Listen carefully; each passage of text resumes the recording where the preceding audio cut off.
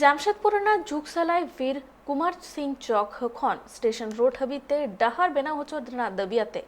800 પાટીરેન અગવનાન को जुगसलाई एनएसी समांगरे बाले महा हिल धोरना को एमलेदा साथे को लेया कदा गेल महा भीतिरते बांग बेनावलेन खान मरांग मरांग हुलसई को बेरे देदा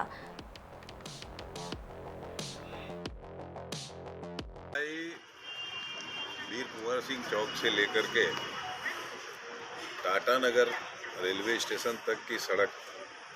जो कई वर्षों पूर्व टाटा कंपनी ने बनाई थी, उसकी स्थिति कहीं ना कहीं दयनीय होते जा रही है, जर्जर होते जा रही है, जिससे आए दिन मोटरसाइकिल वाले, साइकिल वाले,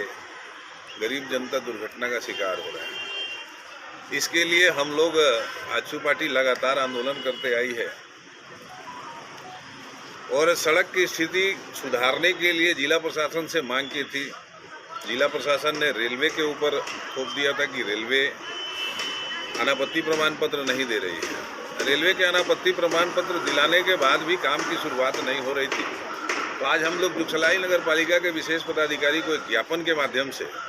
ये सूचना देने आए हैं कि वो क्षेत्र आपका है, वहाँ साफ सफाई आप करा रहे हैं, वहाँ होर्डिंग ऐड प्रचार आपका हो रहा है, तो कहीं ना कहीं आपकी जिम्मेवारी बनती है कि उस सड़क का निर्माण आपके माध्यम से हो।